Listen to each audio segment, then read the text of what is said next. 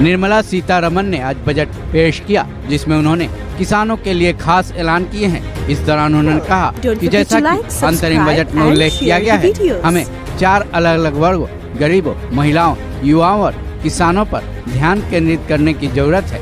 निर्मला सीतारमण ने कहा कि किसानों के लिए हमने सभी प्रमुख फसलों के लिए उच्च न्यूनतम समर्थन मूल्यों का ऐलान किया है, जो कि लागत पर कम से कम 50% मार्जिन के वायदे को पूरा करते हैं। वहीं पीएम गरीब कल्याण अन्न योजना को 5 साल के लिए बढ़ा दिया गया है। इससे 80 करोड़ से ज्यादा लोग लाभान्वित हुए हैं।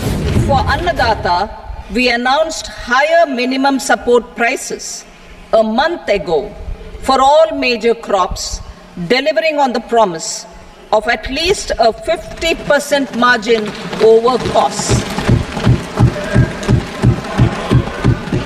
Pradhan Mantri Garib Kalyan Anna Yojana was extended for 5 years, benefiting more than 80 crore people.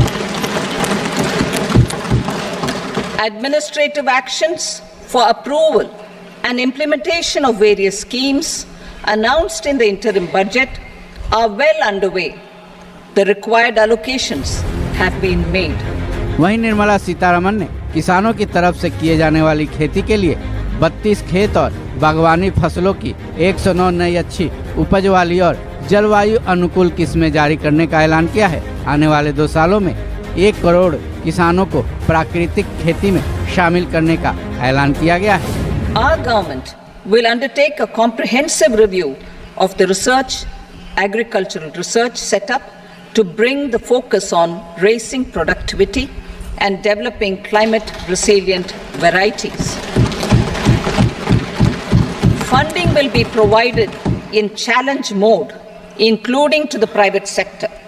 Domain experts, both from the government and outside, will oversee the conduct of such research. Release of new varieties. New 109 high-yielding and climate-resilient varieties of 32 field and horticultural crops will be released for cultivation by farmers. Natural farming. In the next 2 years, 1 crore farmers across the country will be initiated into natural farming, supported by certification and branding. Implementation will be through scientific institutions and willing gram panchayats. इसके अलावा चलिए जानते हैं निर्मला सीतारमण ने इस budget में किसानों के लिए और भी क्या क्या ऐलान किए हैं। किसानों की कमाई में इजाफा। किसानों और कृषि क्षेत्र के लिए 1,52,000 करोड़ रुपए। कृषि से जुड़े क्षेत्रों के लिए योजनाओं का निर्माण। कृषि में तकनीक को बढ़ावा। प्राकृतिक खेती की तरफ किसानों का रुझान बढ़ाने पर ध्यान। पीएम किसान सम्मान निधि राशि में बढ़ोतरी नहीं की गई है। वहीं एमएसपी पर भी कोई ऐलान नहीं किया गया है। बहरहाल अब आप खुद ही तय करें कि वित्त मंत्री निर्मला सीतारमण ने इस बजट में किसानों का कितना भला किया है। इस खबर में बस इतना ही। बाकी अपडेट्स के लिए जुड़े रहें